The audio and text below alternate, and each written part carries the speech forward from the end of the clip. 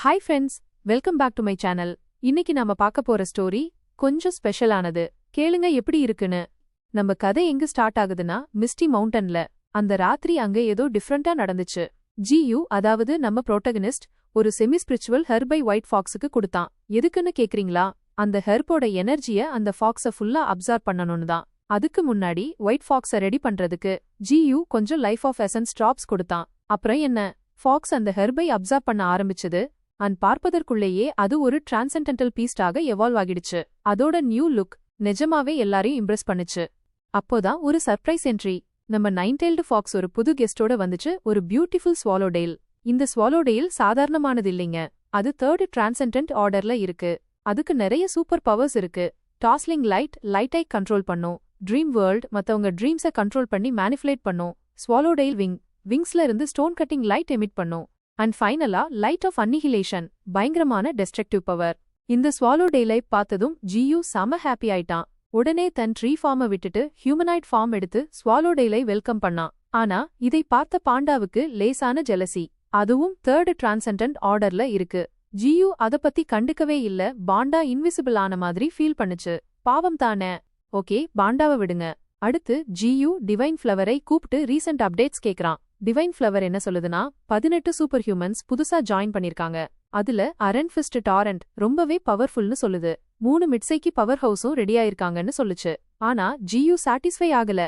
இதை விட அதிகமா ரிக்ரூட் பண்ணுங்க, நம்ம பவர் லெவலை இன்னும் அதிகப்படுத்துங்கன்னு கமெண்ட் கொடுத்தான். டிவைன் ஃப்ளவருக்கு ஜியூ கிட்ட ரொம்ப நாளா ஒரு கேள்வி கேட்கணும்னு இருந்துச்சு. எனிமி வராங்களா? யாருக்காக இந்த மாதிரி பவர் லெவல்லாம் ஏத்துறீங்க?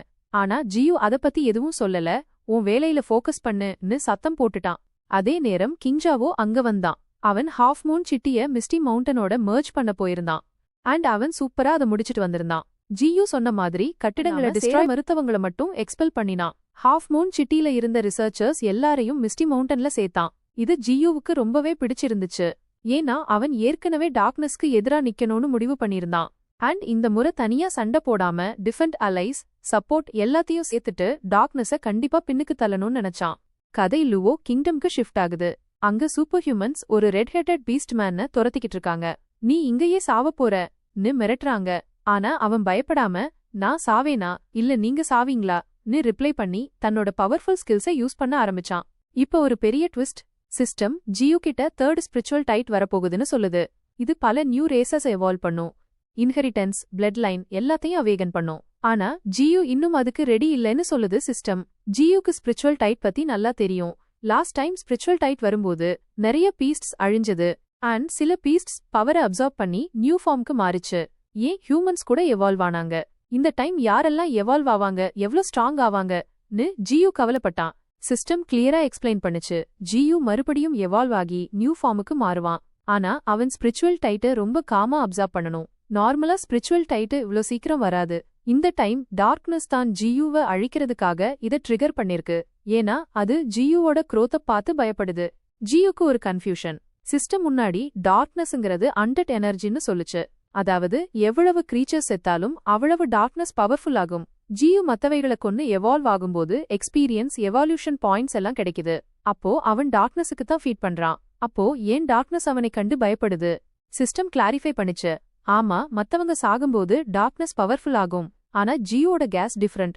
ஜியூ கொன்ன கிரீச்சர்ஸ்ல இருந்து டார்க்னஸுக்கு எந்த பலனும் இல்ல. ஏன்னா ஜியூவும் மிஸ்டி மவுண்டன் பீஸ்ட்ஸும் யாரை கொன்னாலும் அதிலிருந்து வர்ற ஸ்பிரிச்சுவல் எனர்ஜி நார்மலா ரிலீஸ் ஆகாம எவால்யூஷன் பாயிண்ட்ஸா மாறி ஜியூ அப்சார்ப் பண்றான். சோ ஒரு விதத்துல பார்த்தா ஜியூவை இன்னொரு டார்க்னஸ் மாதிரி. அவன் ஒரிஜினல் டார்க்னஸுக்கு ஒரு டஃப் காம்படிஷன் கொடுக்கறான்.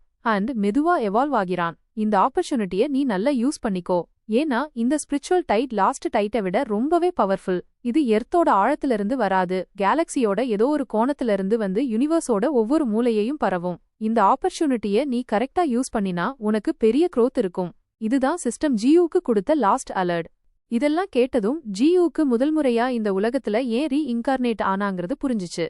ஒருவேளை அவனோட மெயின் பர்பஸ் டார்க்னஸ ஃபுல்லா எரேஸ் பண்ணிட்டு ஒரு நியூ வேர்ல்ட கிரியேட் பண்ணி ஒரு ட்ரீ காட் ஆகணும்னு தான்.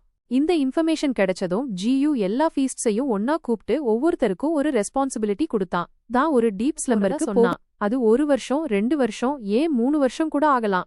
ஏன்னா அந்த லெவல் கல்டிவேஷன் அவன் பண்ண போறான். இந்த டைம்ல எல்லா ஃபீஸ்ட்ஸும் மிஸ்டி மவுண்டனை ஹேண்டில் பண்ணணும்.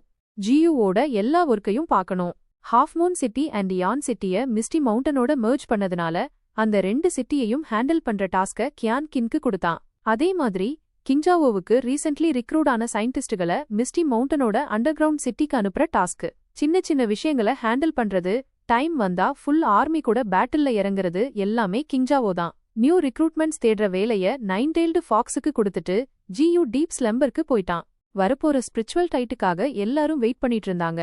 தியான்ஷியன் mountain, dragon coat frame, Australia எல்லா இடத்துல இருந்த பீஸ்ட்ஸும் ஸ்பிரிச்சுவல் டைட்டுக்காக தன்னை எவால்வ் பண்ணிக்கிறதுக்காக வெயிட் பண்ணிட்டு இருந்தாங்க. சீன் ஸ்டார்ட் ஆகுது ஒரு அன்னோன் ஃபாரஸ்ட்ல. ஒரு குட்டி பொண்ணு பேரு சாவ்ஜின். அவ பயங்கரமா பயந்து போயிருக்கா. ஏன் தெரியுமா? சில வைல்ட் ஹைனாஸ், அதாவது காட்டு கழுதை புலிகள் மனுஷங்கள அட்டாக் பண்ணி அவங்களோட சாப்பாட ஆக்கிக்கிட்டு இருந்தாங்க. அந்த மனுஷங்கள்ல சாவ்ஜின்னும் ஒருத்தி. அவ நினைச்சுக்கிட்டு இருந்தா, அவ்வளவுதான், நம்ம கதை முடிஞ்சது, இந்த ஹைனாஸ் கிட்ட மாட்டிக்கிட்டோன்னு. ஆனா திடீர்னு அங்க ஒரு லயன் வந்துடுச்சு. என்ன லயன்னு கேக்குறீங்களா? ஒரு ஒயிட் லயன், அதுவும் விங்ஸோட, அதாவது வெள்ளை நிறத்துல ரெக்கைகளோட ஒரு சிங்கம் வந்து அந்த ஹைனாஸ அட்டாக் பண்ணி அப்படியே பச்சையா கடிச்சு சாப்பிட்டு சாவ்ஜின்ன காப்பாத்திடுச்சு.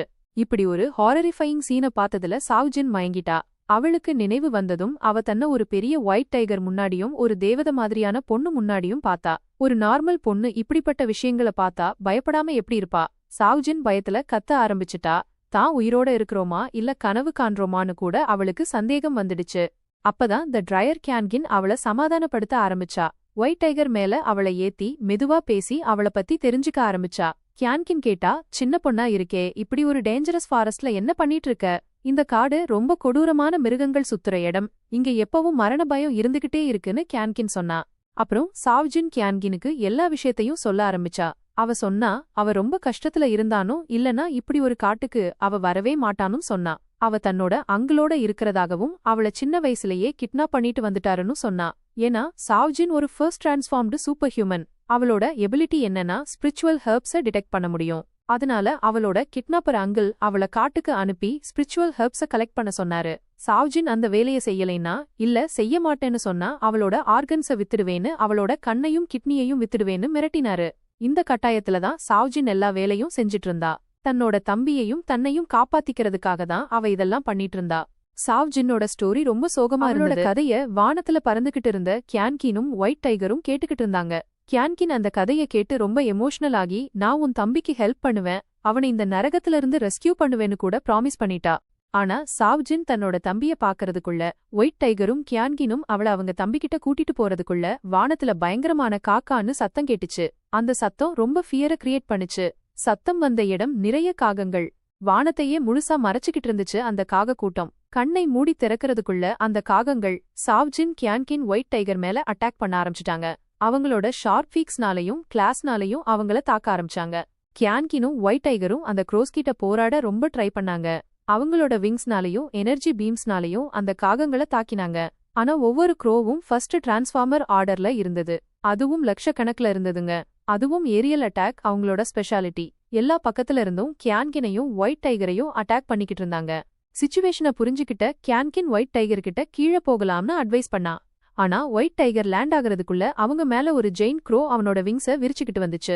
அது செகண்ட் டிரான்ஸ்ஃபார்மர் ஆர்டர்ல இருந்த ஒரு பீஸ்ட், த க்ரோ எம்பரர். எல்லா க்ரோஸ்க்கும் அதுதான் லீடர். அந்த க்ரோ எம்பரர் தன்னோட வாய திறந்ததும் கண்டென்ஸ்ட் எனர்ஜியோட ஒரு பீம் வெளிவந்துச்சு.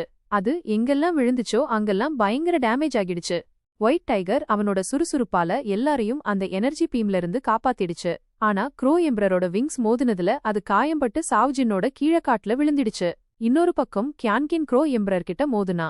அவளோட அட்டாக்ஸ பிளாக் பண்ண ரொம்ப ட்ரை பண்ணா, ஆனா முடியல.